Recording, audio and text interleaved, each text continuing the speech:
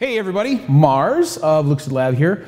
Today I got something really exciting going on. It's a new thing that I wanted to try, largely just because, as anybody who's watching knows, I'm fascinated with cross conversations and specifically any kind of conversation about higher consciousness and specifically as it relates to lucid dreaming. So today I have, I actually only asked for 3, so Asta over-delivered, but I have a panel of 4 super smart individuals, all of whom are highly attuned and aware of different types of lucid dreaming practices and mechanics. So I decided I wanted to do kind of a round table and actually bring something to you guys that I thought you'd find really interesting and entertaining, because there's some really smart dudes here, really good senses of humor. So without any further ado, I'm going to jump right into it, but prepare to have your mind blown. Okay, so guys, I'm gonna kind of just walk through one by one and have you guys sort of tell your backstory and how you know, what you focus on when it comes to lucid dreaming and just higher consciousness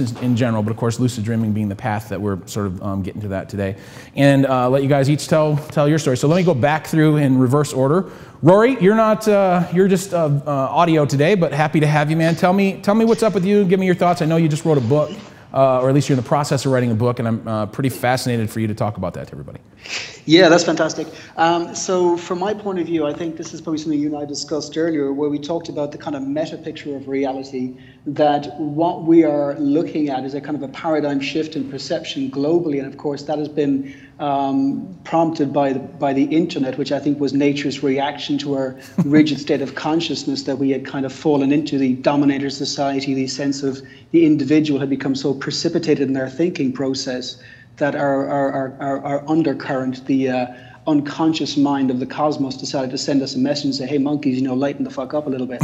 And what it sent was the internet. And what the internet does basically is it dilutes language frames. So what you had typically prior to this was you had cultural language frames, cultural operating systems, as McKenna used to call them. And these cultural operating systems would be ways of containing forms of information, like America as an operating system, Japan as an operating system, Ireland as an operating system, and so forth. The problem with this is that information starts to lose its ability to become complex, because there's too many barriers for the interaction of the system. So what I think the internet is the internet is allowing that information to dilute, specifically the language frames, and it's allowing us to precipitate new models of reality, new ways of describing it. And that, I believe, is exactly what's happening right now globally.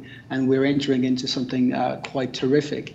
And for those of us who can see it, I think we're lucidly awake in this dream. Dude, I love everything you just said, man. If we were in opposite parts of the world and you weren't a dude, I would ask you to marry me. I think that was so well phrased. I've never heard anybody quite say it like that before. I mean, I don't know if that entire thing is your theory. No, it's all mine. It's all my theory. Yeah, you know, I mean, and this is why I'm looking. I mean, I've got a publisher working with me, but we need a marketer, so we're going to chat, because we're on the same page for sure. Cool. So Adam, let's take it to you, man. Tell me what your story is, and give me a little bit of insight into where you're heading us. Sure. I'll start by saying I was absolutely never a natural lucid dreamer. I always found it particularly tough. I didn't remember dreams. I couldn't become lucid, and the whole thing was a lot of hassle for me. The reason I stuck with it is because my interest lies in personal development as a whole. Very similar to this kind of things Rory was just saying. Different states of consciousness and where they go along various scales and models of reality, from hypnosis, trance work, lucid dreaming, various substances that are psychoactive that are available. I recently came back from 6 months in South America studying with the shamans, and some of the work they're doing and their plant medicine work and the kind of consciousness that can be experienced through that kind of work was absolutely fascinating to me. So for me, lucid dreaming is part of an overall interest in personal development, expanding consciousness, and really pushing the limits of my own personal understanding and what's out there and what reality actually is. So how do you, and you and I, this is just when we initially talked, and honestly, we just met just for the first time just a few minutes ago, just to be totally transparent about that. But I right away, I connected with your way of framing it, because pretty much is the same way that I frame why I'm interested in lucid dreaming, and just found out that you are also not a natural lucid dreamer, which, as I said when we were talking, I'm not either. I forced myself to do it to re-experience, an afterlife sort of experience with my mother. But I've found, like, since I've been doing it, that there are certain people who can they just sort of started doing it when they were a kid. But tell me why the thirst and the quest for knowledge related to personal growth as it relates to higher consciousness. Where'd that come from? It's a good question. By profession, I'm an engineer. Going back as far as I can remember, I learned by taking stuff apart, breaking it, and fixing it again. And for me, having the ability to lucid dream, as we all do, but going deep into it and really picking apart the nature of what's going on, how the thoughts that I have affect the reality outside me. So obviously in dreaming, and slightly more subtly in day-to-day reality. For me, it's like being able to get directly at the motherboard. It's, pick, tweak, mess about with stuff, see what happens, and I love it. So that was cool. Break it apart and put it back together. That makes sense. That metaphor made perfect sense to me. All right. Well, thanks. We'll circle back around. So let's take it to Ryan. Ryan, give us a little bit of insight into you, just to set yourself up for the audience. Sure. So, I hate to be the black sheep, but apparently I am a natural lucid dreamer. But it came by the grace of lots of nightmares as a child. So I don't know if you necessarily would want to have had that experience, but I got into lucid dreaming through nightmares. And it was, I would say it was an initiation, and that it helped kind of forge who I am today, to interact with these sort of deep elements of the psyche. And so I've always been interested in dreams. I've been keeping a dream journal since I was about 14 or so. So I have a huge chest full of journals right now. And I study dreams professionally now. Through my website, dreamstudies.org, and with the International Association for the Study of Dreams, which is a great academic body for this kind of topic, because ASD actually has scholars, sleep scholars, as well as lucid dreamers, people who are interested in everything from science to shamanism. So I'm in good company there.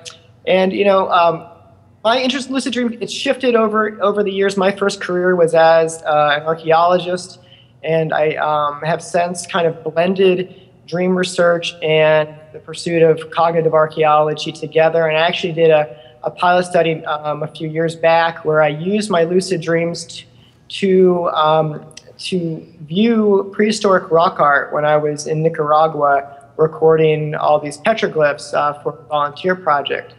And it was a pretty phenomenal experience for me, because it helped me see not only where my biases were in my worldview that I was projecting onto these ancient symbols, but it also showed me that lucid dreaming can be a platform for creative, original thought that you kind of press down, in your rational waking default way of consciousness. And so when it's carefully attended to, lucid dreaming has the potential to integrate, waking concerns, but dips into the imaginal. So it's just really a magical realm. Dude, you guys are all so damn smart.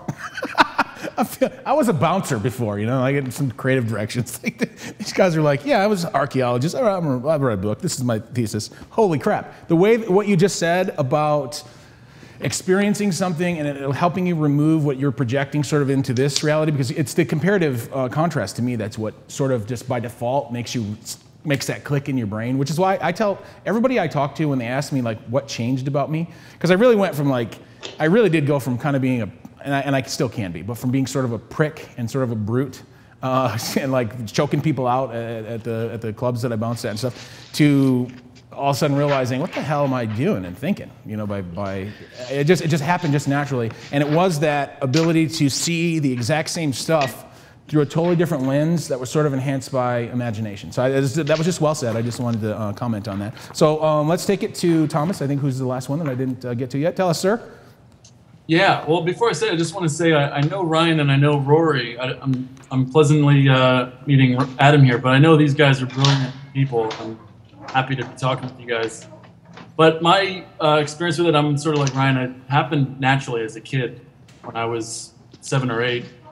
And I didn't have a language for what was happening. I'd be lucid and try to tell my parents what was going on, and they'd be like, "Oh, you just have a great imagination. That's just a dream." And I'm like, but it's, you know, it's real, or it's I'm awake during it. And my whole fascination with it, growing up as a teenager and really developing it, was how things worked there. And we kind of talked about it before we started running the program, but how things work in the dream world. If you could figure that out, you could figure out how things happen here in the waking world. You could figure out how you create your world, not only in life, but in your waking life as well. And I think what's really cool about that and what's emerging, and even you said it, like, it changes you. When you realize when you're lucid, everything is intimately connected to you. You feel this intimacy with everything around you. It opens your heart, I feel like. So for someone to be brute, like you said, I think lucid dreaming, can open your heart and show you that you're not separate from anything in your world, not anybody. Yep. And what would that look like if we were to be conscious, not only in our waking state, but in our dreaming life? Yep. I think what's emerging is a whole, like Rory was saying, a whole paradigm shift. I honestly couldn't have asked for. I got to give Asta's winning the Badass of the Week or next week. I just want everybody to know that ahead of time. I don't know, Asta, if you're watching right now, holy shit, you really did a freaking great job of bringing a balance of people together, but similar thinking processes. So hats off to you, Asta, for making this happen. So okay, so let me look. So now I'm just going to open it up, and we can all just kind of talk. Everybody jump in, and of course realize there might be some delay for somebody on Skype or something. So we're probably going to cut each other off, and that's just part of the process. So I want to circle back around to a couple things and just kind of let everybody comment. But I'm just going to extract from what I took from each of you guys, and then sort of roll it up with what I think and how I feel. So.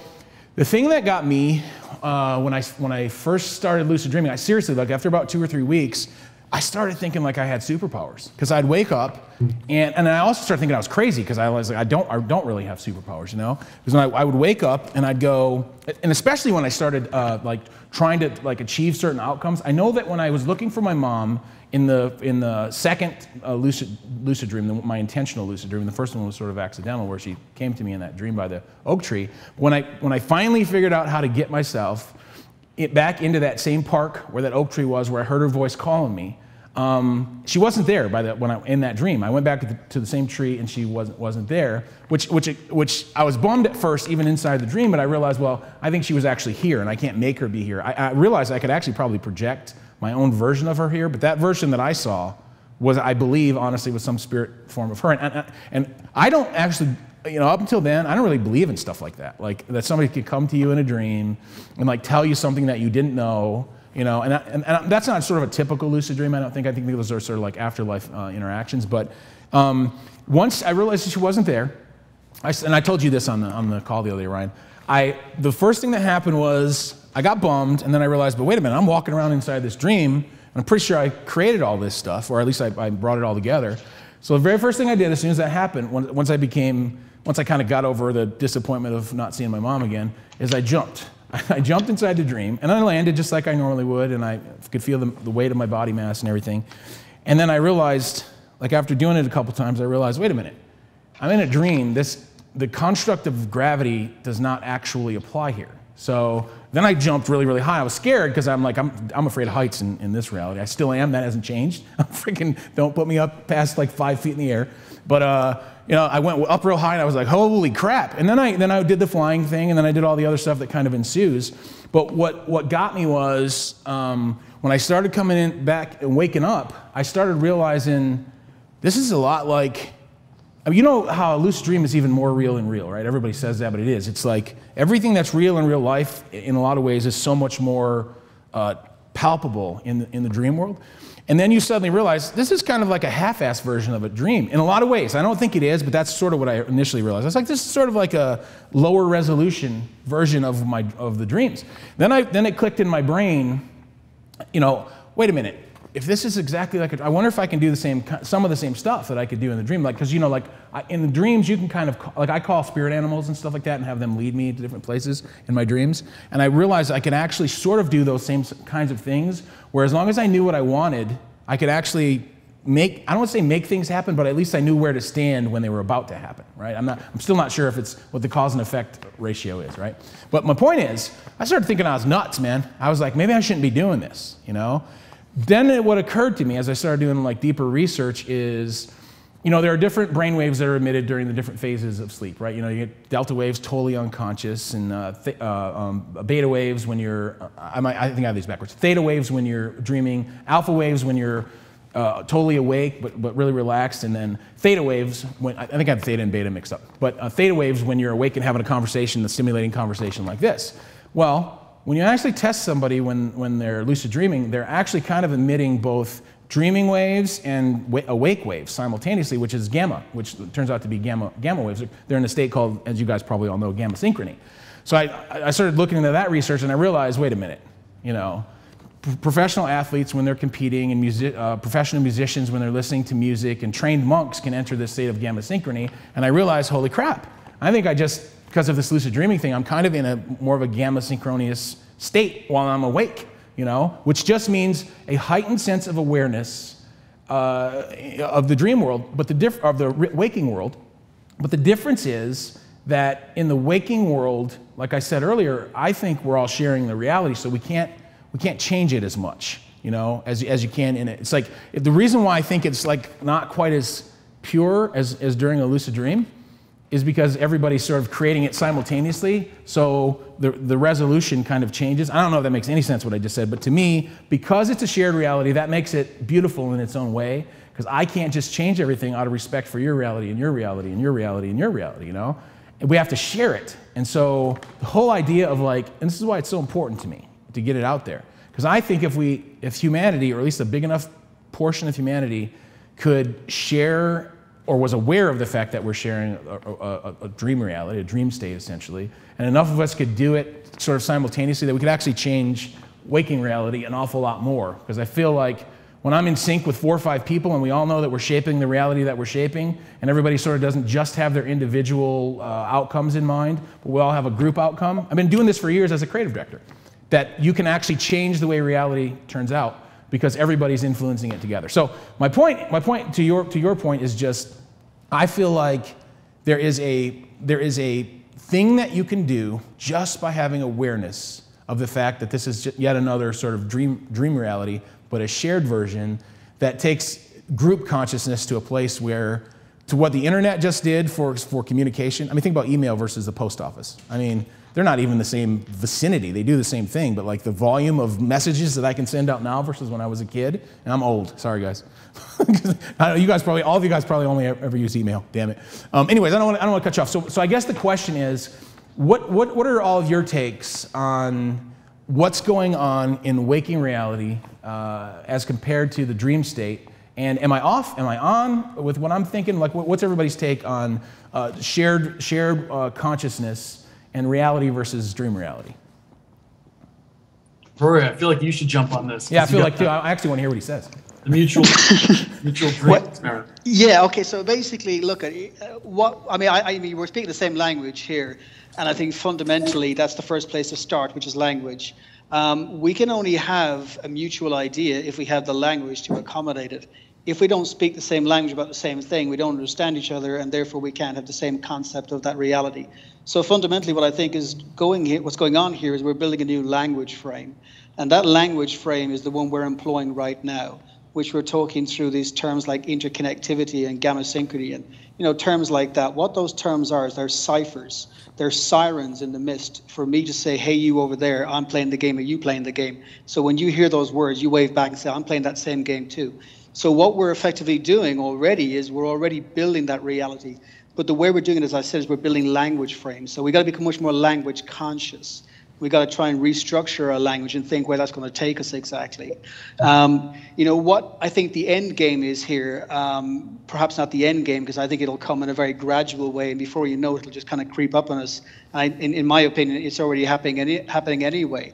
But I think what people are what they're waiting for is a kind of a breakthrough whereby somebody can actually go into a dream and connect with another dreamer when those two people are isolated in what we call the physical world right now. And the physical world, just to be clear about it, is a frame, it's an idea, it's a piece of language. It doesn't mean there actually is a physical world. There's no such thing as the physical, non-physical, astral, outer body, inner body. They're all language terms. Everything's language. So don't get too caught up in what it is or what it isn't. It's what you say it is, basically, or what we agree that it is through our language frame that we're employing. So what's consensual always is language. So consensual reality is language driven in that regard. But as I said, not to digress there, but what I think the ultimate play people want to make is to have two dreamers speak to each other across what is perceived to be an uncrossable barrier of time and space. A la entanglement in some ways, spooky action at a distance. If anybody gets the Einstein quote. What's the name? What's the name for that, Rory? I forget what it's called when people share a dream experience. What's the name? So that's called mutual dreaming. Yeah, mutual dreaming. Right. So no, I'm running an experiment called the Mutual Dream Experiment, which is online, and it happens on the last Saturday of every month around the world. And what we're basically doing is using an encrypted password system to have people go into the dream and try to exchange their passwords with another dreamer. And if they succeed, then they can go online, type in the password, and it sends an anonymous prompt to the recipient of the password to tell them your password has been actioned. Do you want to communicate anonymously with the person who says they spoke to you? And that gives you a chance, therefore, to kind of interact with each other indirectly and discover if there was any kind of verification of that process. That is taking that's taking LeBurge's eye test. You know, his polygraph test of the eyes that proves that people are conscious in their lucid dreams to a whole nother level, dude. I didn't realize you were the guy that was doing the mutual dreaming thing. I didn't know that. Yeah. So I mean, and if anybody wants to get, I mean, I put that out there really as an invitation rather than a conclusion. I'm not saying that the experiment is running in any great fashion or is getting enough promotion or I'm doing enough to promote it because I got a little distracted with the book. But you know, I do think that it's the thin end of a very wide wedge, and the more people who get on board in the right places to promote that, to connect it, and actually to get people really playing with it, the more chance we have of really changing reality. Because I think if we got that piece of the puzzle in play, it's game over. Because if we can do that, everything, it's, you know, the internet is just a small child in comparison to what we got. Yeah. Yeah, it's like, what it would remind me of is like one of those phones that you would tie the cord from end to end of two little paper cups. That would be the internet compared to a freaking mobile phone. If you're actually able to tap into this, I think you can do it. I think it's possible to do it. And it's just my gut instinct, because I really believe, like I've had friends that I've never had an ayahuasca experience or anything like that, and I got really dumb friends, in my opinion, who do like the DMT thing. But I think that releasing those kind of chemicals into your brain, this is just, I have no scientific basis for this, so anybody who does, please correct me or move my idea along. I think that the brain is simply like a radio receiver. You know, it's tuned to certain frequencies that we're picking up. And this all came to me from the lucid dreaming thing. But I think if you emit different substances and chemicals into the brain, you can see other planes, or you become tuned to other planes or realities, or whatever your phraseology is for it, that were always there, you just weren't tuned into them before. It's like, just because your radio's not picking up, you know, all 20 stations that are in vicinity of it doesn't mean they're not there, you know? So I honestly believe that it's beyond possible to have a mutual dream. It's just a matter of figuring out how to tune it. You know, like, and I'm sure you've probably, how to tune the actual receiver so that somehow they're on the same frequency. Because to me, that's the key to that whole equation. It's like, you know, before Marconi, you know, really figured out, if you want to credit him with it, you know, how the radio science works.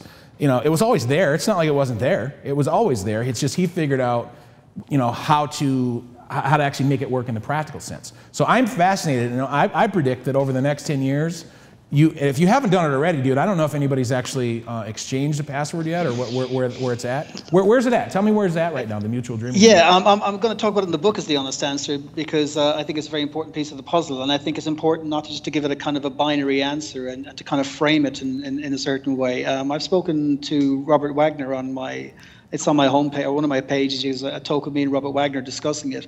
And, you know, he was very adamant that we wouldn't just immediately jump on the assumption that it would be something as simple and verbal as a password, like me saying to you, elephant, for example, that there may be levels of complexity to it, texture and so forth. And we have to kind of factor these into the whole discussion. Mm-hmm. And certainly my model of reality accommodates it. and my theory does, that is. And, I'll be talking about that in the book as to how it's accommodated. So I think that pre-frames people to consider what it is as an enterprise and how we can take that forward, Robert, can I jump in here? Yeah. Shoot, man. Kidding me? No, I just want to tell a really brief example I have, because I wanted to have a shared dream with my co-authors, and we set out to do that. And I just want to highlight that I think there's a difference between our personal unconscious and this collective unconscious, that we can step outside of our personal unconscious when we're lucid and enter into the sphere in dream time or astral, whatever, where we can communicate with other people. And the test was to go to sleep with these two other guys.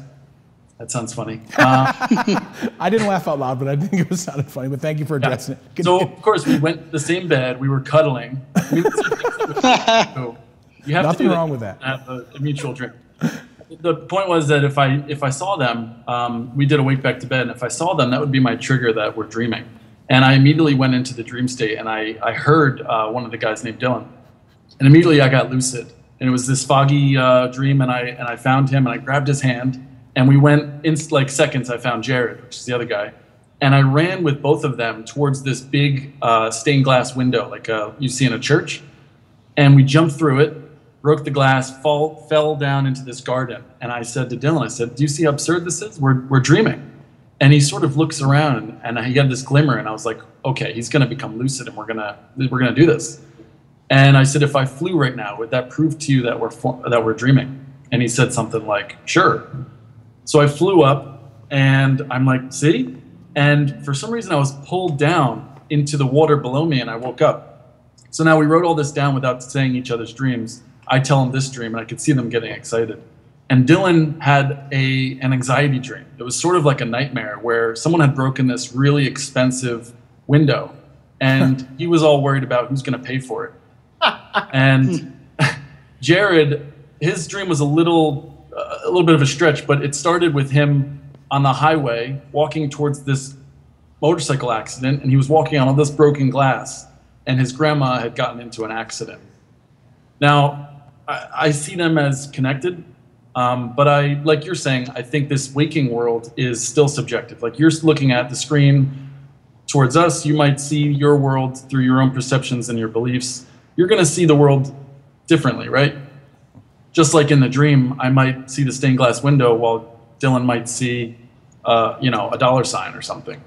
So there's going to be these subjective things we have to take into account as well. Yeah. So hey, Rory, have you ever done anything with like a word cloud where you have people? I'm sure you've thought of this, dude, but I'm just curious because like if you notice what Thomas is sitting on here, maybe if you did a thing with tag cloud. Or a word cloud, and then you had people type in what their dream was, you could see where the commonalities were and what the common, instead of looking for a specific password, which I think is a very aggressive goal, in the first sort of iteration of it. But if you did some sort of word cloud or something like that, just throwing it out as a suggestion, because I bet you, if you have people focused on something, and it wouldn't explain a reason why it happened, because it could have been maybe they were all at a coffee shop the day before, and it was somebody dropped the glass and got it broken, and so they all had that in their mind. You could argue what the reasons are for it, but I bet you if you did some sort of word cloud, you could probably get some pretty badass results and sort of start seeing, you know what I mean? I think that'd be cool. There's a few teams on that already, in all fairness, and it needs pretty. There's a dream board, and there's isn't a Shadow app doing that? Ryan, I think you're working with Shadow. I think they did the same thing. So they're in a actual word cloud. I got to go look that up, man. That sounds pretty freaking cool. Ryan, are you picking me up there? Are you guys doing it with Shadow app? Am I correct? I'm not sure if Shadow is going to be using word clouds, but they've got people who have done that kind of technology in the past, working with them, so they might roll something like that out. Are they not collecting data? Surely they're collecting dream data, aren't they? Collecting data right now. It's live. Yeah, it's inevitable. If you've got enough data, though, the word cloud is kind of an inevitable way to just look at it, which is I think what most of them are doing right now. They're looking for looking for information patterns in the data. I think is what's going on. Huh. Right, and this is it's really a global event because, like you said, the more big data we get, the more questions we can ask and people we can get involved. Because it is absolutely about semantics, and language. I mean, when we talk about dreams, we're talking about actually an artifact, a memory of an experience we had. We have to remember, but we're not studying dreams. We're studying dream reports or dream speakings. And that's the way it's always been, because dreaming is actually a social phenomenon. It always has been. Like, there's something in us that wants a dream to come out and to share it with people. And the internet's making this possible. And you know, it's the way that we realize that waking life and dream life are the same. Happens when we really recognize that everyone has autonomy. You're talking about the question earlier about, you know, the ontology of spirits. I don't know if this was this truly, you know, the deceased or not. If you have a respect for that character in the moment, that's really what opens up, I think, the portal. And this is true in waking life and in dreams. And actually, this is, I want to cycle back to Adam, because about ayahuasca and lucid dreaming and spirits. I'm sure that he's had some phenomenal experiences on that note. Yeah, I feel that the whole connection between ayahuasca, lucid dreaming, some of the other plant medicine work that the shamans work with, such as Wachuma, also known as San Pedro. On the most literal level, we take a drink and we drink it, and from a scientific perspective, various compounds found within that substance have an effect on us. To go to a deeper level, my experience has been that on taking this plant medicine, the energy of the medicine affects the energy of us. I'd say that in some way, drinking plant medicine takes us to a very forced destination. It's a consensus reality. People speak of similar experiences, coming into contact with dead relatives, seeing spiders, seeing snakes, seeing jungle animals. These are all very, very common experiences reported by people from all kinds of different backgrounds. I believe my experience has been that our reality as a group who is taking part in an ayahuasca ceremony, our collective energy has been shifted to a different place. We are all together in a consensus reality, but not in this regular waking reality that we know of.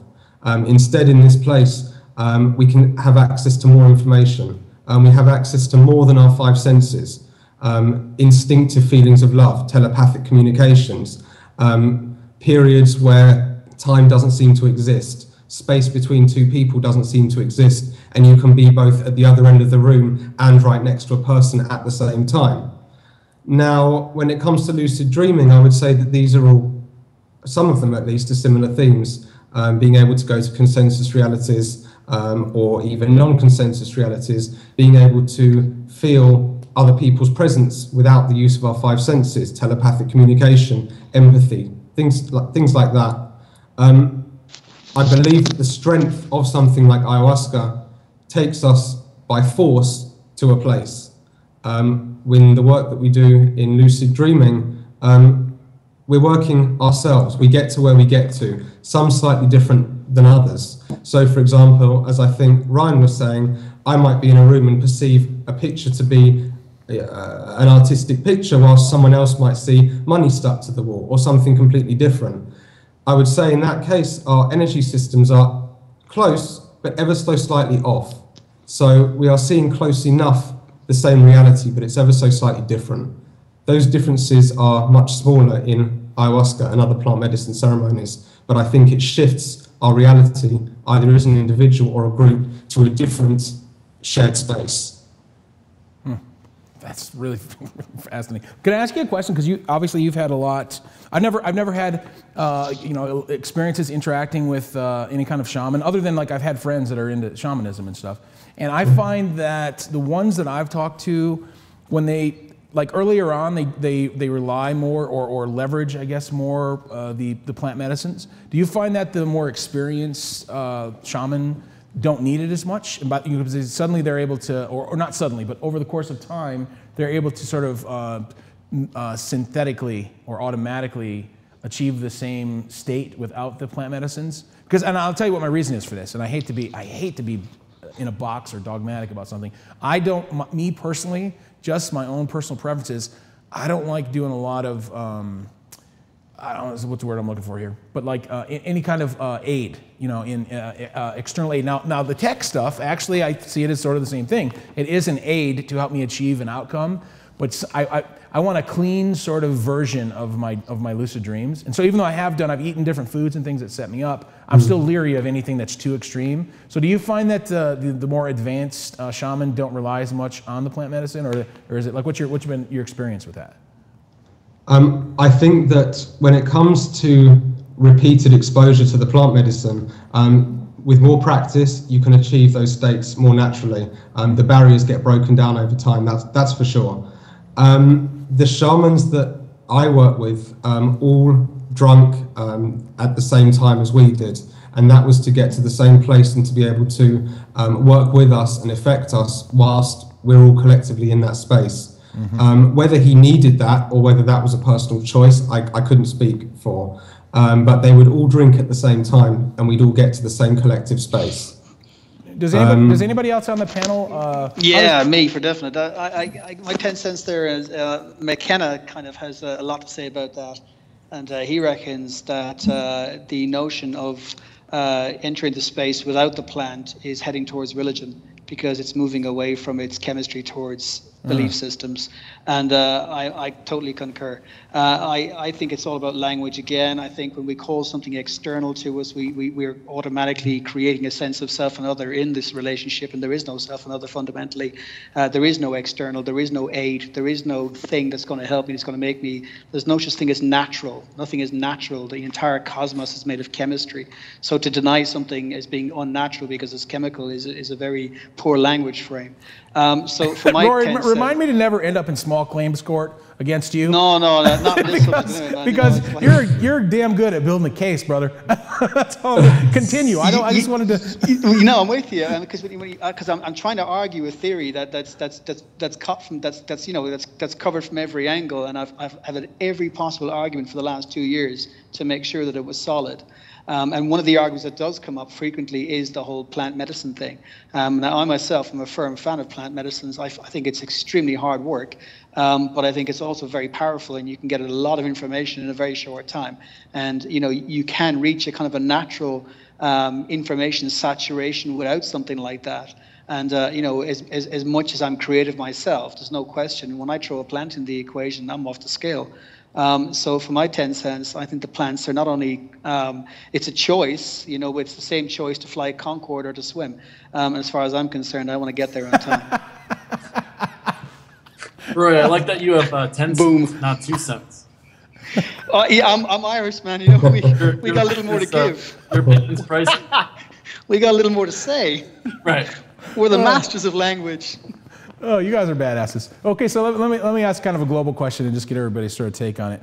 Where do you guys see, and Rory, you kind of already commented on this, but where do you see the, well, higher consciousness ideas, but specifically as it relates to lucid dreaming, where do you see it 10 years from now? And I'm always happy to give the first answer, not put any of you guys on the spot, but anybody wants to beat me to the punch, where do you see things 10 years from now? Well, project me into the future with how you see things, or at least how you'd like to see things 10 years from now. I'll start. Okay. Ryan, I saw you jump in.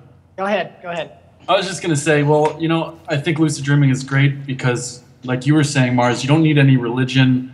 There's no dogma attached to it. You can have any sort of belief you want. The whole point of it is about experiencing it directly, knowing for yourself through direct experience. It's not something that you have to read about or believe in anything. It's something that you have access every night to this rich inner world, and you can be awake in it. And where I see that going is it becoming more accessible to people, us learning how to induce this state, and really this multidimensional human emerging, where we are fully present and awake here in our waking lives, and awake in our dreaming life, and in all these other internal worlds. And that's going to open us up to a lot of wisdom and a lot of knowledge. I mean, now we have access to this reservoir of knowledge that we can, and guidance. A lot of healing can happen with that, and ultimately self-discovery. So this whole multidimensional person. Yeah. Ryan, you want to hit it next, dude? Yeah, no, I completely agree with what Tom said. I'm really hopeful for the state of lucid dreaming in the next 10 years. I think things are really taking off now in terms of, well, the term lucid dreaming is just about a household term, almost. I mean, it's right on the edge of it. I think we need one more, like, Leonardo DiCaprio movie to push it. Well, hopefully that portrays lucid dreaming a little more accurately. I'm not even going to like go into the whole mythology and stuff. Yeah, let's not talk about that. Bug me. Seriously, induction, I think induction is still a problem. I mean, the top, researchers in lucid dreaming induction admit that all the methods aren't that great. The best, evidence we have when you use certain methods in combination, you have the best, work at that. And then there's this really interesting stuff coming out about like direct, stimulation of the brain to induce the, that gamma, brainwave activity to induce lucidity, and there's some stuff that's coming out in that way. I think this is going to boil up a little bit, and it's going to become easier for people to go lucid. And at that point, that's when I think the real work begins, which is how to actually be in that space, how to get beyond the basics of it, and then how to do the research that's going to start kind of really taking these hypotheses about, the holotropic universe, or mutual dreaming, and all these, non-dual physics, all these kind of things are going to come into the forefront once we actually have a template for, a forum where we actually are sitting in a circle as researchers in a shared lucid dreaming space, and because we've taken care of the induction problem. So I'm really looking forward to that. So let me jump in now, if you guys don't mind me being the meat in the middle of the sandwich. God, that was almost as awkward as Thomas's. Anyway, let me go in the middle here. So what I would like to see, and what I think is possible, but I'm always going to project what I'd kind of like to see from a selfish standpoint. First of all, I haven't really given you guys like my real reason for why I do this. I kind of alluded to it before we got on, but. If what Steve Jobs, and I guess Bill Gates and a few other players, but what Steve Jobs did for personal computing, I want to be part of the group that does the same thing for higher consciousness, specifically as it relates to technology, because I think like when we fix the induction issue, or I won't say fix it, but if you think about it, pre-internet, pre-personal computer, I remember, because I had a computer in my basement, and my friends would come over and say, what do you need that for? And I'd say, very much in line with Jobs' philosophy, everybody's going to have one of these in the next 10 years or so. And they'd say, whatever, dude. And I was just weird, And I really feel, and then it might just be selfish, but I feel exactly the same way that I felt about having my PC. It's why I buy all these LD induction devices. I feel like nobody has actually invented it yet, but I do think that there's some combination, and I would love to be part of that group of people who makes the experience accessible, not to everybody, because that's a long off, everybody's not even on the internet yet, right? But to where instead of 1 in 20 people, or maybe even 1 in 100, depending upon what stat you look at and what you use, I'd like to make it 1 in every 3 people is able to achieve dream lucidity, and be part of that group of people who figures that stuff out. In my end, it would be probably from the marketing end of things, where I would help, think through how we would get it to market. But I want, in the next 10 years, I would like it to where it's not a household name just because of the theory, or because Leonardo DiCaprio made a movie about it, kind of like science fiction movies about computers from the 50s, where that made people talk about computers, but they still had no access to them themselves. I'd like to see in the next 10 years us leveraging our ability to hyper communicate the way we can now because of the internet and various communication systems, to put together the ideal team of people who actually can make 1 in 3 people have a lucid dream much more easy, so they can experience it themselves. And I don't know if it's totally selfish or selfless, which direction it is. I'm going to go with selfish, because I'm going to assume that I'm a human being and everything's self-serving in some capacity, because I need to breathe and eat and sleep and all that. But really, I just want humanity to be better and to not... I think war has a place. Let me put it like this. I think war has a place. I think a lot of people would argue with me on this, but I don't think it has as much of a place as we give it. Okay, I think we could be a lot tighter and a lot closer. And I think Skype, I communicate with people over in Asia and Europe every single day, probably more than I do the people sitting here, I'm on and I'm actually able to absorb their culture and go, oh, that's cool, that's not how we think about it. And just that ability to do that has totally changed the way that I think about interacting with everybody. And so that would be my goal 10 years from now, is to have the induction issue solved to where 1 in 3 people is able to do it, because then from there on, it just like computers, it'll take off on its own. And I really think that the mutual dreaming thing will happen once we have enough of that going on to where enough people are actually able to lucid dream. The volume of data goes up, the volume of experimentation, or the ease of experimentation becomes quicker. So that would be my vision for the next 10 years, is just to solve that problem, probably through a technological device, although my mind's not stuck on it. So if I pick you up on the technological device thing, if we take the Schrodinger's equation as to what we base quantum systems on right now, and of course relativity equals mc squared is how we base a lot of our large-scale physics on, ultimately what drives physics, what drives technology is physics, or moreover physical theory. So what we need to create a better induction technology is of course a bunch of guys sitting there repeating the same experiments using light, sound, etc. But what we need a deeper understanding of what drives the technology. We need a complete theory of lucid dreaming. I mean a complete theory of reality, for that matter, or at least at this level of understanding at least. And I think that's fundamentally what's going to drive the technology. So whoever gets the theory, like whoever gets the Schrodinger, whoever gets the the special theory of relativity or whatever it is, ultimately it's that piece of paper that drives the system. And I got the piece of paper. I got the theory. Great. So if you got the poison, I got the remedy, to quote the Prodigy. Nice. From my side, I've noticed, I'd like to attack the question from a slightly different angle. Over the last couple of years, I've noticed a distinct shift in people's attitudes. People are starting to wake up. Things such as mindfulness, meditation, dreaming, lucid dreaming. It's no longer such a, bizarre, occult, crazy kind of subject. People are starting to wake up to the idea that there is more beyond jobs, television, consumerism, and so on. And I've noticed the shift from friends to regular people in regular jobs who have mindfulness being taught in their companies, Yep. And meditation being taught in their schools and so on. I think that as that shift starts to take place, lucid dreaming, as we know it, will become far more, in quotes, normal, natural. People will know of it, people will do it. I think that the technology that has been developed so far is really pushing the boundaries. And I think that the technology will only continue to push the boundaries further and further. But until people as a whole are ready, and I think, as Ryan said, we're on the verge right there. People are waking up now to it.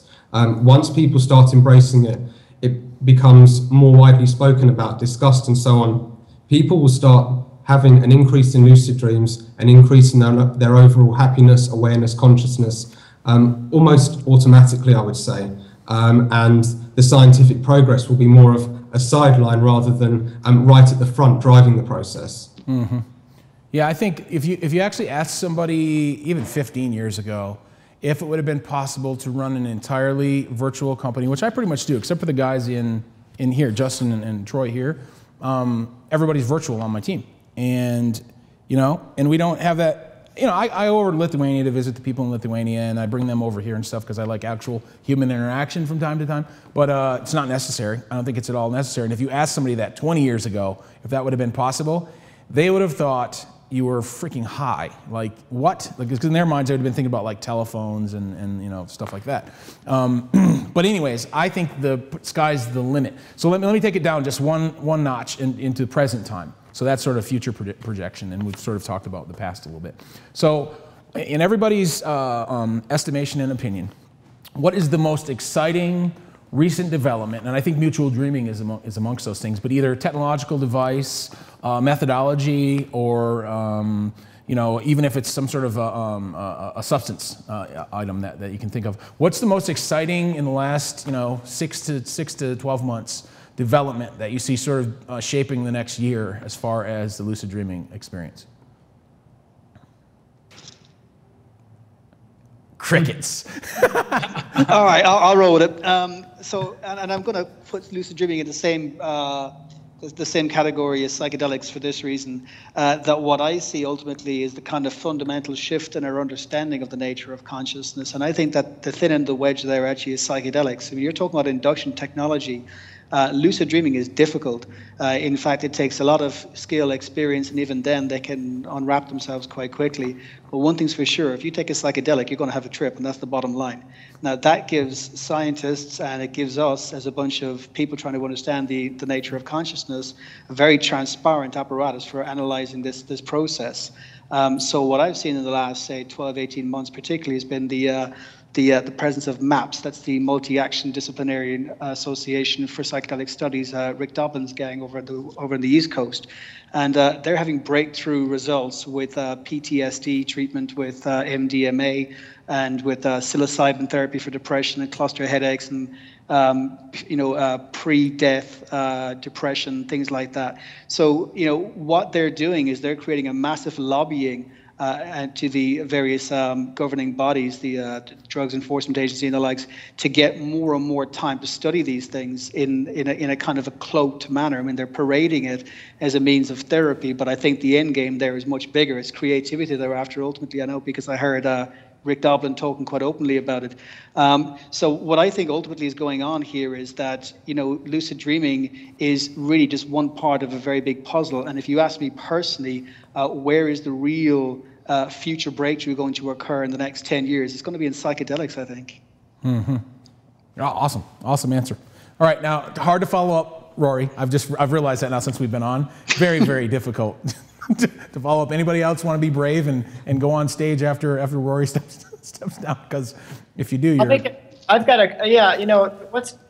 have a lot of excitement about a lot of different areas about lucid dreaming and kind of what's new, but the greatest discussions that are being generated in the scientific community have come out of, in the last 6 months to a year, over 2 groups of researchers in Europe who are stimulating lucid dreaming through actually using electrochemical stimulation on the brain in lucid dreaming. And this is really big. And I don't necessarily think that, or I don't even hope that it goes to a commercial product where people are poking their brain physically. For one thing, the laws just prevent that from happening. But it is kind of showing, and it's waking up kind of those skeptical scientists and neuroscientists about waking up to the idea that lucid dreaming is a big deal, that lucid dreaming can be a tool for discovering consciousness in general. Not lucid dreaming, oh, it's a cool phenomenon, you can fly, but lucid dreaming, in the dream, we can actually start addressing some of these questions about consciousness within the dream. This is kind of like what Charles Tart used to talk about 30 years ago about a state-specific science. You're doing research in the dream itself. And then you're finding a way to, be able to talk about that later. And there's a lot of people who don't necessarily believe the results that have come out of the gamma hypothesis of Ursula Voss and Alan Hobson. There's some people who think that what they're instigating in the dream isn't actually lucid dreaming. It's a new phenomena that basically happens in the sleep lab. It's kind of a modern hybrid of lucid dreaming that involves sleep induction technology and the dreaming brain. And so, but it's generating discussion and controversy. And this controversy, I think, is going to go far, and it's going to get more people doing, the same or similar experiments. And we're really going to start seeing this fallout occurring because this was published in Nature, so this was a pretty big deal. Cool. Thomas, Adam. I don't know if I have anything to say about being. You don't have to. You don't have to if you don't have anything. I'm just more probing. I'm trying to drill down, sort of go from the future back to current, and then ultimately what I want to do. I got basically 2 more questions that we can kind of go around about, and then we can wrap the session. But I guess did anyone else have anything? Anybody want to say anything else on that topic? All right, cool. So I guess my next question would be, because I don't have. To me, my answer would be there's a couple of devices that have come out, or at least that are supposed to come out, that I was pretty excited about. I don't know if the Melon's actually out yet, but I'd love to take that and have my developers. By the way, guys, I have the development team. If you guys ever have anything you want to co-work on together, I'm happy to actually do that. But my devs were really interested in getting the SDK, the software developer kit for the Melon, so that I could Because right now there really is not a great device that you can actually put on your head while you're sleeping that actually stays on and actually works, and that you could trigger different media to actually help induce, right? At least I don't know what it is. If you guys know, let me know. But based on my research, I don't see anything out there that's ideal.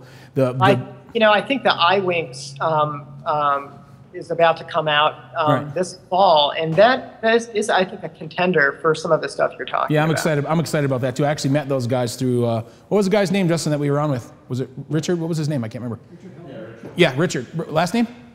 Hilton, Richard Hilton. He's actually in San Diego. He knows those guys, and I'm supposed to do a thing with them. You're right. Their thing's not out yet, though. It's not slated to be released for a month or two. There's one more too. The Lucidity Institute, Stephen LeBurge and his team, they are still tinkering away with the Nova Dreamer 2. And I've been in communication with them personally, and he says that they're close. They're trying to get some of the kind of tech wrap up to happen. He's a notorious perfectionist when it comes to his devices, but the first one was a game changer, and I guess it remains to be seen, what Nova Dreamer 2 does to the space. So yeah, no, and then of course he's got a brand and a rep to actually live up to, and that he got from being that way, from having such high standards, There's actually a team just got in touch with me on Facebook, and they're experimenting with transcranial stimulation, but I think it's kind of early days for getting stuck into that, to be honest with you, zapping your brain when we don't really understand that kind of technology yet. But I volunteered anyway. brave man. Well, I figure what's the worst that can happen? Well, I don't like anything about my brain where my question I'm asking is what's the worst that could happen. It's like, I could see, maybe it's just my brain. So anyway, so let me ask you guys this. This is taken down to same sort of present tense, but more of a personal level. Everybody on the panel, your single best, and this is, and again, I always tell everybody what everybody answers with on this next question about their methodology for inducing lucid dreams.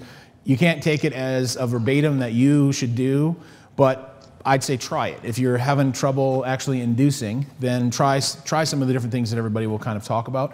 But realize that everybody has their own individual path to achieving it, and a lot of it is just about just sticking to it. That's what it was for me. It took me a long time to actually be able to have my first intentional lucid dream. But I'll get to sort of what my personal method is. But everybody, if you wouldn't mind, talk me through for you guys, what's your best induction technique or combination of sort of techniques and tools? Because I just want to hear, just personally, because I'm always fascinated to hear how everybody else does it. So I don't know who wants to go first, but give me your personal best induction technique. I can start. Go for it, sir. Well, for me, and I think everyone here would agree, but it all starts here in the waking world. So it's about being more present in your waking life. For me, the biggest technique, before I say my technique, I think it's a lot about looking for it. So we're all dreaming every night for 2 hours every night, just like you're all breathing right now. You could focus your mind on your breath and you can become aware of it. Same thing with dreams. If you look to them before you go to bed, if you look to them in the morning, you're going to start increasing the vividness of your dreams. They're going to become longer. You're going to start developing that language of how to actually contain that volatile dream and have it. So I think it's a lot about looking for it. So then before you look for it, why would you even want to look for it? So I think a lot of it is then why would I want to do it? It's that intention, but that why do you want to do it?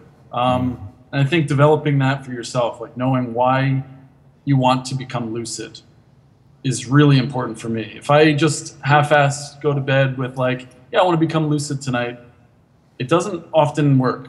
But if I have something specific, if I have a very heart-centered desire to know myself or to heal something or to expand myself, it works a lot more.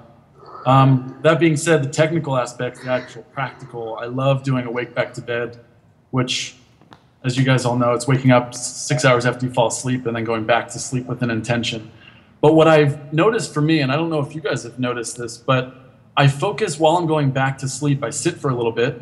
After the 6 hours of sleep, I sit for about 15 minutes, and then I lay back down and I focus my awareness on my throat. I've been doing this recently, and I've noticed this really it sounds so funny, but I imagine it like it's this little room in my throat, and I'm sort of just waiting for my body to relax and fall asleep. And I'm just sort of chilling in there. I'm just containing my awareness in that space.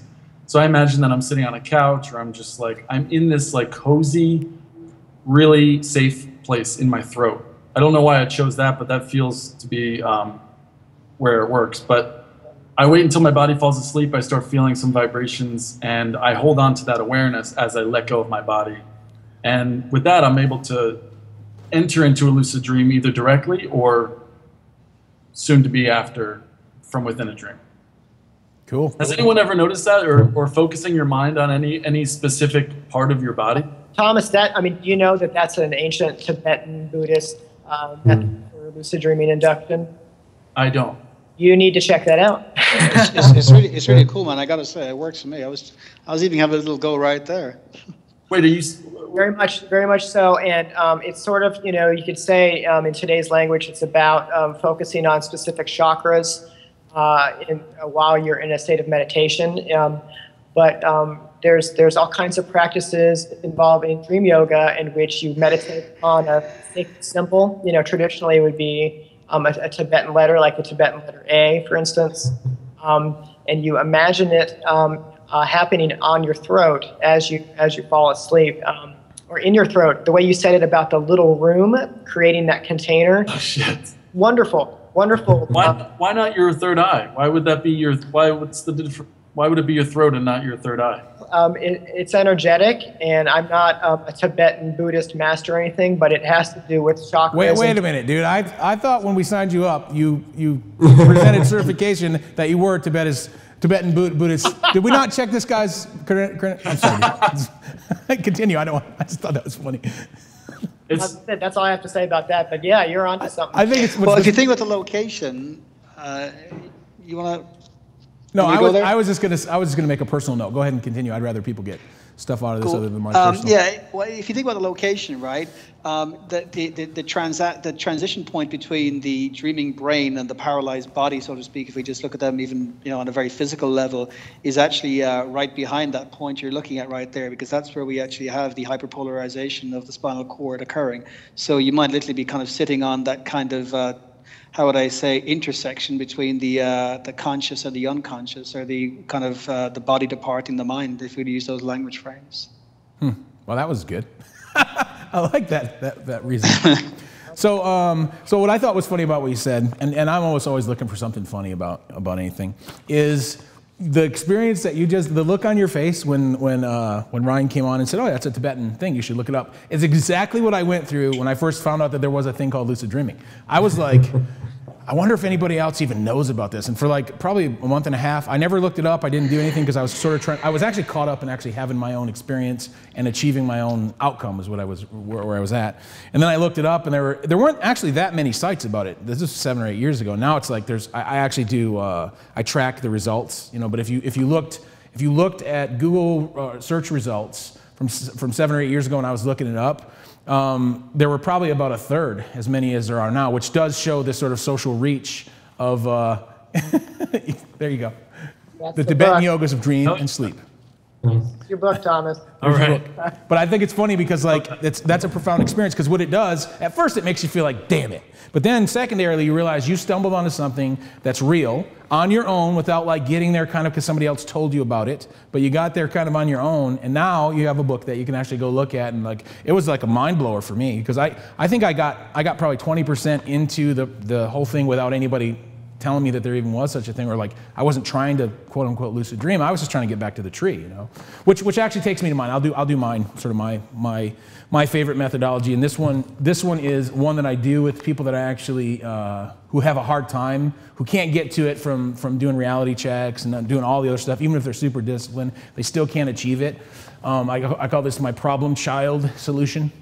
So the way that I actually had my very first lucid dream was, and I try to use this in reserve now because it always takes me back to that same place, and I don't always want to be there sort of mired in thoughts of missing my mother and so forth. But the original thing was I totally was just trying to get back to the oak tree in the park where I was having the picnic with my daughters, and walk back to that tree and see my mom again, and just follow up with her kind of, and just have one sort of final conversation. And so I tried everything, man. Like, she had just passed away, so I tried meditation, contemplation. I did all the stuff that I think you'd sort of naturally go through. And then I tried playing certain, I thought, well, okay, maybe if I play certain songs, that'll maybe get me there. And then I got this idea, like, I bet if I put a bunch of pictures of me and my mom and pictures from my childhood on a high-speed rotation, and I just watched them, like, as I was falling asleep, I put them onto a video loop, which I did. And when I was looking for these pictures that only my mom had that I remember, seeing, I came across a bottle of her perfume. My mother wore Charlie Blue perfume since I gave it to her in 5th grade. It was the only thing she wore. So even when she was alive, and like when we lived in a different state, or when she lived over in Europe and I was living here in the States, if I was walking through an airport or a mall or just any place public, and a lady walked by with Charlie Blue, it would instantly conjure, my mother, like in my head. So I was like, I wonder if I know that we dream when we hit, when we're in REM, which happens about 90 minutes in. So what I did was, I came across this bottle of Charlie Blue while I was looking for the pictures, and I soaked a rag in the perfume. And I put that inside of a box in front of a fan, the rag inside of a fan. I put the fan on a 90-minute timer, and I cut a little hole in the center of the box in the front. So at about 90 minutes in, I figured the fan would kick on. My theory was, if I smell my mother, I should be able to, get there much more easily. And that's actually what, it hyper-propelled me into this dream. And then later, of course, because I'm much more backfill. Rory, you're way up on the, research and stuff, dude. I gotta give you props. I'm sort of the opposite. I'll do a thing and then go, I wonder why that worked. And then I'll go look up maybe what's happening. And then I realize that the amygdala, is, the olfactory sensors go right up into the amygdala, which is the source of all your memories. And memories, to me, at least prospective memory is a key to lucid dreaming, like reminding yourself what you're going to do at some point in the future versus reflective memory, which we all have a much more copious grasp of.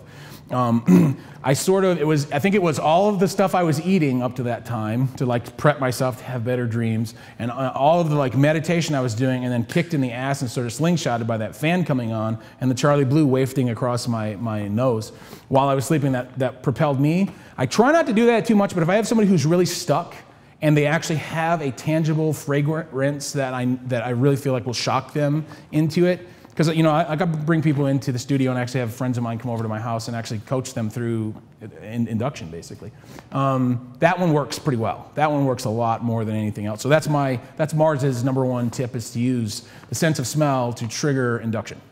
Whoever would like to go next, please step on up. I was just going to say, I think that we just came up with a new device. Why don't we just wear a nose piece instead of a... Yeah, I don't know, but I do want to do something like that, but I don't know how you would actually get the right fragrances and stuff like that. Well, you got to call it smell-o-vision. For sure. That's the key. You could use my socks, dude. I'm not sure your socks would make me... That'll wake up kind the of dream house. I want to have. I'll wake you up. So anybody else, best induction technique, or combination of techniques?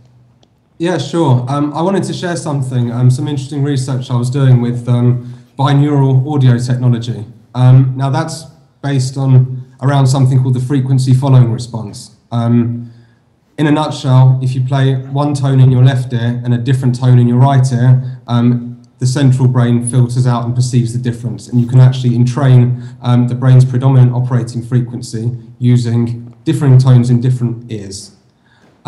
I'd read a lot of good stuff about this technology, but I'd had absolutely no success with it myself. I put the headphones on, listened to this technology. 10, 15 minutes later, I wondered if it was time to stop yet. Nothing was happening.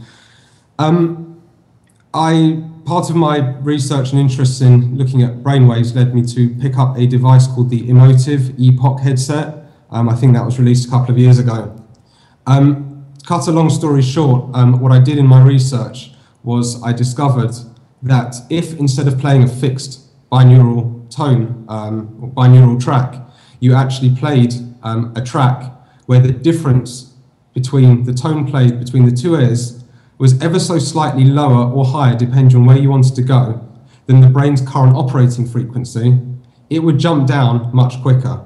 So for example, if my brain's predominant operating frequency was at 9 hertz, for example, 12 hertz, if I set my binaural tone to play at 11.8, and then as the brain came down to 11.8, I drop it to 11.6, and so on and so forth, it was actually possible to effect changes in the brain much quicker using this biofeedback technology. So, you hooked up to the, I have an emotive too, by the way. Sure. So you hooked up to the emotive and registered what brain frequency they were emitting, and then that feedback geared down or up the binaural beats that were playing?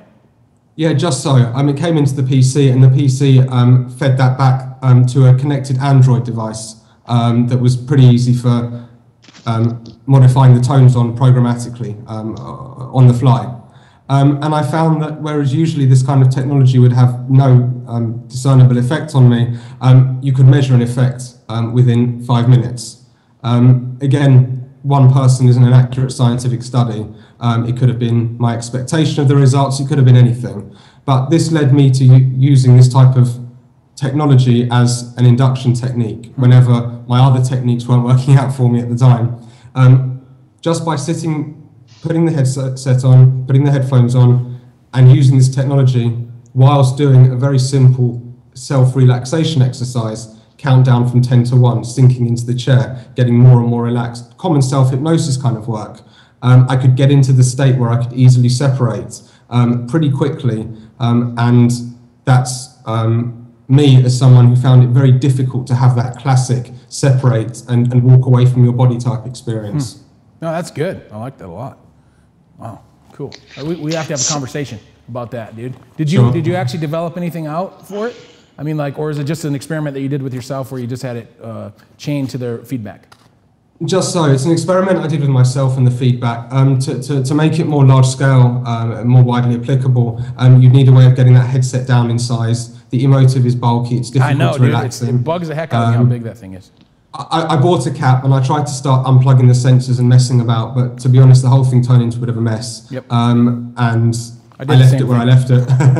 I did the same thing. And that's why I say, like, I'm waiting for a couple of these other devices to come out, and as long as they got a software developer kit. Because it doesn't have to have as many sensors as the darn emotive has. I mean, it's like a near in a regular EEG. Probably, I don't know how many sensors all regular EEGs have, but like, that emotive has so many sensors, but boy, do I ever wish to just put that little plastic thing that's in the back that knocks it off your head when you go to sleep, like elsewhere, so that you could at least, put your head in a pillow and actually kind of sleep. But that's a side personal thing. So anybody else with an induction technique? I've had a lot of induction methods that have worked over time, and scientifically, the best research is for Stephen LaBerge's mild technique, which anybody could just a Google search about mnemonic induction. Doing reality checks or state monitoring, that was Paul Foley's one. That has been effective for me and for countless others. Those two, in combination with wake back to bed, I think anything you do that involves waking up in the night and then going back to bed can be helpful. And you can pair wake back to bed with nighttime meditation. Scott Sparrow has been doing some work with that, and it's been really effective for him. But when it comes to techniques, the one thing I just want to say briefly is that we talk a lot about techniques when people are trying to go lucid, but I think people forget about the idea of the strategy or the container for these techniques, and that's where some of this lucid burnout happens. And Thomas was talking about how important motivation is for knowing what you want to do, why you want to be lucid, and it's got to be heart-focused. It's got to be authentic. Even no matter what your intention is, you've got to want it. And so one of the biggest motivation killers is people will try these induction techniques, and they'll just try them and kind of, half-assedly or over a period of weeks, and nothing will happen. They don't know where the payoff is. They don't know when it's going to happen. There's no goal. And so what I suggest to people is to make it into a secure container, which is know beforehand how much time you want to allot to doing a lucid dreaming induction, and I call it an immersion. And so if you say, hey, this next week coming up, I don't have a lot of meetings, I don't have a lot of social engagements after work, I can really focus in, watch a bunch of lucid movies, read some lucid dreaming books, wake up in the middle of the night. It's a good time. You know when it's going to start, when it's going to stop. Super important to do that, even if it's just one night that you're going to go camping, for instance, and you want to go camping at a safe site, for instance, to see if you can commune with the environment and the landscape. You got to know when it's going to start, when it's going to stop, and just as importantly, you got to kind of like let yourself breathe after you go through a lucid, induction method. You've got to just kind of see what dreams come up, because there is a dream delay, and this is a cognitive thing too. So if you do a lot of high-end metacognitive activities, 9 days later, you might have a jump in your lucidity or in your dreams or in waking life too. And so you want to space it out to do your dream journaling to kind of see what happened before you say, oh, that particular technique didn't work. I need to double my galantamine, or something. Don't do that yet. I would, really take the information in. Yeah, it's funny that you say that, because I honestly believe that the Charlie, in my own personal experiment and sort of method, having the Charlie Blue waved across my my nose, I think was sort of like the kick in the butt. But I think what actually made it catch was just, I was like, you have to understand, dude, I didn't have a job at this point in time. I had money because I'd gotten the company acquired, and I could do like a lot of what I wanted to do whenever I wanted to do it. So I literally spent like 3 weeks, I don't know what state I put my brain into, but it was just ready to have the experience, because I think it was just tired, or else like it was in the right frequency or whatever. And so like, it isn't just as simple as just do that thing and you're gonna just dream, or you're gonna become lucid. That's a great example. And another one that's really good is if you're traveling, because when you're traveling, you're hyper vigilant, you're out of your element, you're not being habitual. This is the perfect time to have lucid dreams. Absolutely. So those kind of like spaces between habits, I think, is the perfect time. Yeah. Cool. So, were you gonna talk, Rory? Yeah, first of all, just to say this is probably the most grown-up discussion I've ever heard on lucid dreaming anywhere. I mean, to be honest with you, I'm a pretty tough judge, but I think really this is very, very, very grown-up futurist type discussion on something that I think is going to have a massive impact on our reality. So I'm just, first of all, say compliments to you all there, and certainly all your suggestions in terms of how you induce them are actually very thorough, very well thought out. Very kind of practical methods, and I agree with all of them, and I think we all essentially agree that it's a kind of a multifactorial process, that we can't reduce it to one thing or another. But perhaps something that we have ignored in this discussion, which I think, just to be thorough about it, to mention, is the lucid dreaming supplements, specifically the galantamines and the alpha GPCs and the likes.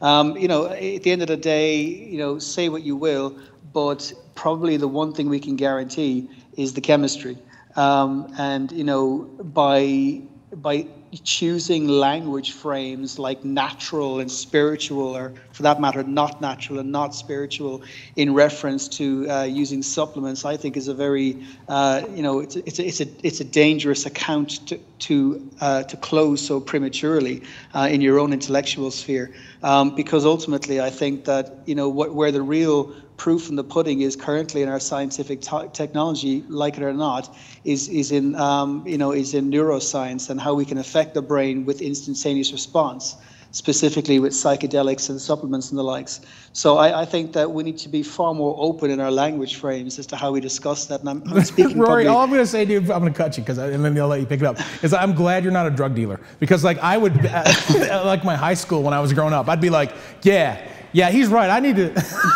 I mean, you are such a good freaking case builder. Now, I want to tell you something, give you some props, because like I haven't gone too heavy into any kind of plant medicine or any kind of substances because of my own apprehension, just about crutches, thinking of things as crutches, and what my sort of definition of natural and unnatural. I totally agree with you. I think plastic is totally natural, and like George Carlin says, maybe it's just the Earth's way of getting rid of us. I mean, it's like plastic is like a human cleansing thing. We say it's unnatural, but it's just as natural as anything else. So my point though is, you have actually sold me. You're a hell of a salesman on the idea of sort of balancing out my personal equation with some more substance introduction into my practice a little bit, because I really haven't. That's the area that I haven't done enough, and I've done a lot of research, but I'm like, I don't know if I really want to go down this path. But honestly, I appreciate your pick it back up, by the way, because I want to hear exactly what you're going to hit. But I just want to tell you, dude, you're like a master salesman on whatever you gotta. Your case building ability is incredible. Please continue. I apologize for cutting you off. No, not at all. Well, I mean, I'm probably going to kind of point to a peer of mine, Bruce Lee. I mean, he was the person who basically said any style, any system that you use, or for that matter, any belief system or any kind of method you use and say this is the best method, will ultimately get proved wrong against the mixed martial artist. Now, it took the UFC to prove it, but Bruce Lee's theory stood long time ago. He basically developed his own idea called Jeet Kune Do, which basically was the way is no way. It means just to do what's necessary and not to be so caught up in frames. So what Bruce was really was a philosopher, specifically a Zen Buddhist. And he had a very Taoist kind of an understanding of the nature of reality. And certainly from my point of view, that's ultimately what I'm trying to say, is that whether you realize it or not, you're living in infinity, because that's what you are. You're infinity. And every time you try to put a frame around it, you're going to feel resistance, because you can't put a frame around infinity. And what ultimately language is frames. And those frames have got to be flexible and constantly interacting and exchanging with each other. But when we use words like don't do this, don't do that, I don't like this, I don't like that, any kind of limited language frames like that ultimately are just going to create restrictions in our process.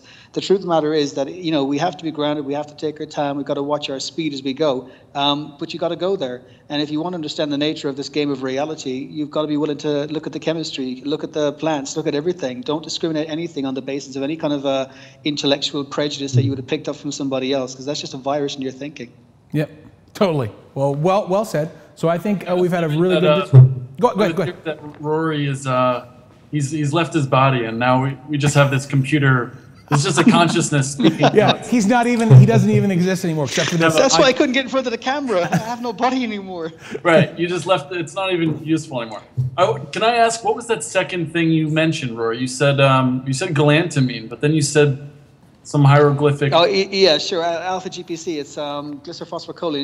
It's just a supplement, but it's basically it's the same kind of principal chemistry involved. To be honest with you, we lost a good man in the field when we lost this guy Thomas Ushak, who wrote Advanced Dreaming, the lucid dreaming supplement book. That really is the Bible of lucid dream chemistry. I know, that is a badass manuscript. But you can't find them. What happened to him?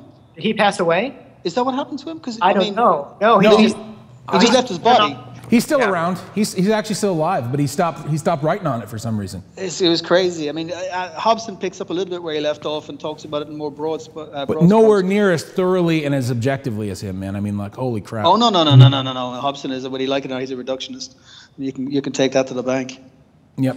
All right, so I'm gonna wrap things up, guys. I want to just, if anything that I miss, anybody wants to bring up, I'd love to hear final thoughts. And then my hope for this, and for everybody, I'll end up circling back up with all these guys again, maybe doing an individual interview. And then one of my ultimate goals this year is to do a full lucid dreaming, like possibly a live event, or show up at one of the events and actually broadcast it, or at the very least do like a 8 to 10 person broadcast where we all invite the people in our circles and stuff to show up, and then do something on basically a virtual event version of a lot of the lucid dreaming events that are kind of out there. I got to build up relationships in the space, and dude, this has been like the most cerebral conversation about this stuff that I've had ever, honestly, because sometimes I'll get locked into a conversation. Ryan and I had a great conversation on the phone the other day. I'll have those one-on-ones, but to have a group conversation like this, I mean, I'm just glad that I accidentally sort of decided to do it, because totally different experience than the like one-on-one, where it's like you're just sort of playing tennis and batting it back and forth. So any final thoughts from anybody else? And I look forward to connecting with you guys all again one way or another. I have a final thought, just kind of bouncing back what Rory said. Actually, one of my favorite quotes from Bruce Lee is this concept of take what works and disregard the rest. And I think that is really the methods, and because you are your own individual person, and maybe supplements are too harsh for you or not, and you don't know until you try them. Respectfully, I think respectfully is the key to all of lucid dreaming induction. Yep, absolutely. All right. I'm going to say, again, I'm going to reiterate what Ryan just said. I think respect is key to the game. At the end of the day, there are mavericks out there. I consider myself one of them, but I'm not advocating you behave like I do. It'll get you in trouble more often than not. But I do want to say that I'm formally extending an invitation to anybody who wants to get into bed with me in terms of developing anything.